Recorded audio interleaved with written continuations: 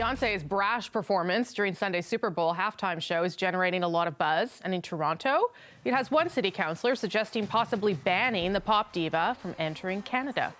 Jim Karygiannis, a former Liberal MP, wants the federal government to investigate. Some critics have branded the performance as pro-Black Panther and anti-cop, Rudy Giuliani, to name one. Karygiannis says if an inquiry finds out that Beyoncé or any of her dancers have given financial support to the Black Panthers, they should not be allowed to come to Canada. So, did she cross the line, or is this just an overreaction to a show? Joining me from Toronto, City Councillor Jim Karygiannis. Nice to see you, Mr. Karygiannis. Good afternoon, and thank you for bringing me to your show. Okay, so what was your issue with the performance? You know, there was some sentiments there that law enforcement should not be supported. In Toronto, we have had difficulties over the past weekend. We lost 5 lives. There's been a gun culture this year. I mean, you can also just relatively say that this is the year of the gun. We have had a lot of murders. And I think that we should support our police and other law enforcement agencies who are working to keep us safe. We should not be promoting gun culture or anti-police sentiments. How did she do that? How did you interpret what Beyoncé dancing around as a support? Some of the, if you want to call it props, were certainly promoting anti-police sentiments. But again, I was asked the question, you know, should we ban her? And I said, if people feel that she shouldn't be welcome to Canada, then the Minister of Citizenship and Immigration, John McCallum, has to make that call and that decision. Yeah, but you also said more than that. You said that that it should be investigated whether she in any way supports the Black Panthers. That she obviously alluded to the Black Panthers in that performance because it's the 50th anniversary of the movement. There's 2 Black Panthers. There's the New Black Panther Party that was founded in Dallas in 1989, and in this one, it's not an official successor of the Black Panther Party. The members of the original Black Panthers, they're saying that there's no new Black Panthers. And then there's the Anti-Defamation League, the Southern Poverty Law Center, and the U.S. Commission on Civil Rights that are consider the new Black Panthers to be a hate group.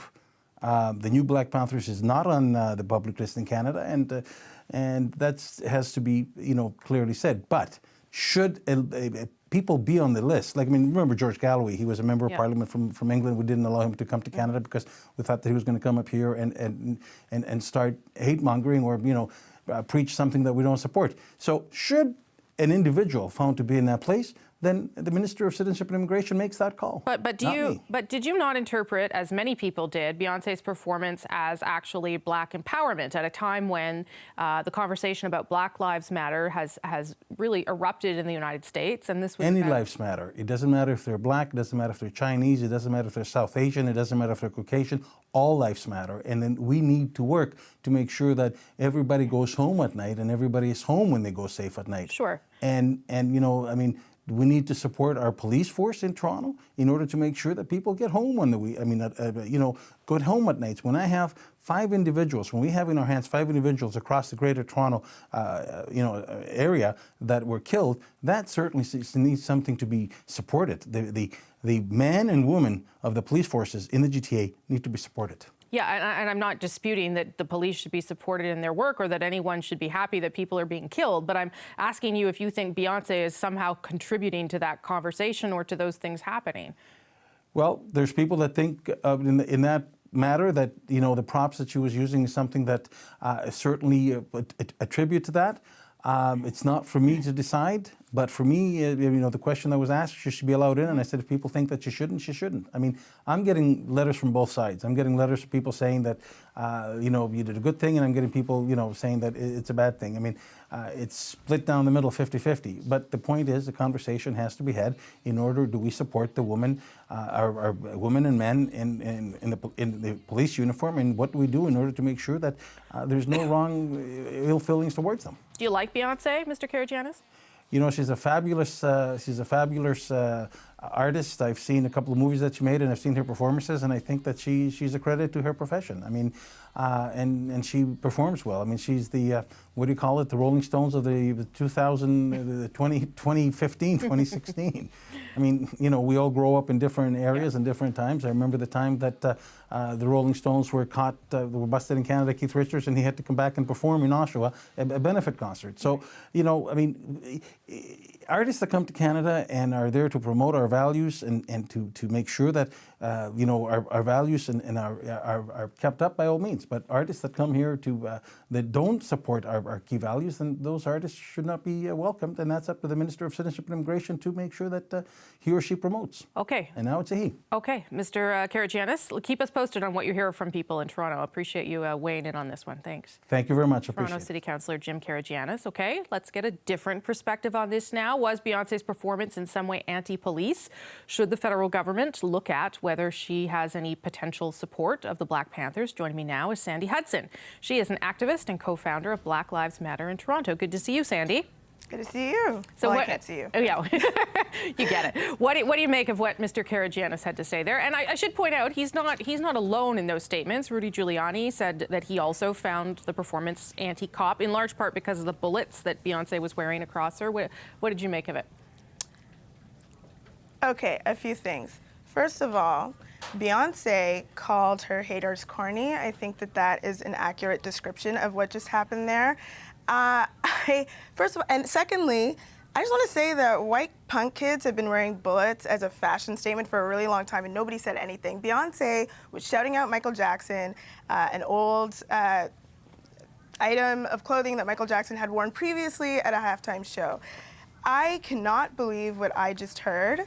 Jimmy should know that if he is against gun culture, one of the things that he should be talking about is the assault rifles on the streets of Toronto that are going to be coming on the streets of Toronto. Why is he so focused on Beyoncé? I think that he just outed himself as an irrelevant racist, saying all lives matter. Are you kidding me? Like, are we not past this? I am so frustrated with all this. Okay, those are some strong words there to Mr. Karygiannis, who's still listening. Yeah.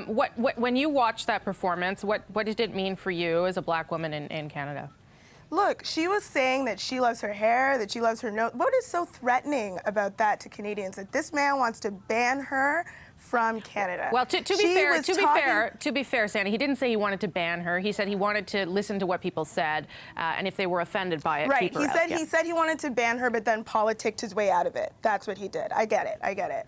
No, what he's saying is that Black people, Black women should be policed more than anybody else in the society. Under what grounds would she be banned? Like, I see that he did some Wikipedia looking up of different Black organizations, but what he should be focused on is what Black people in Toronto are going through right now.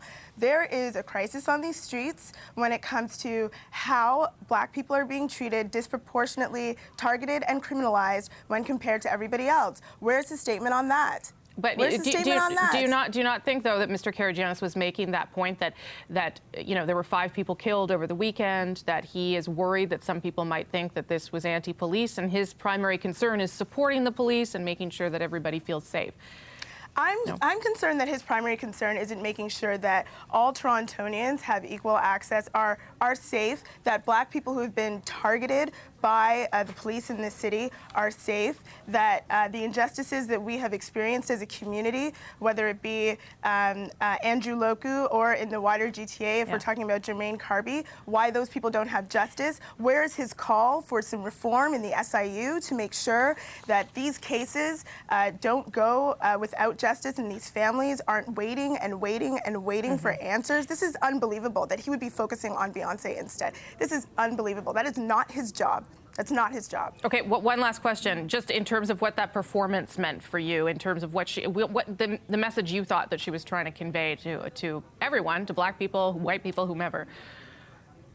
Look, Beyoncé's performance is a reflection of where Black people as a community are right now. She is affirming our stand when we are standing up and saying that we are not going to take police brutality, we're not going to take disproportionate anti-Black racism being thrown at us in all sorts of forms, and she's supporting that community, and there's nothing wrong with that. Okay, Sandy Hudson, I appreciate you weighing in on this debate. Thanks a lot. Nice to meet you. Good to meet you too. Okay, take care.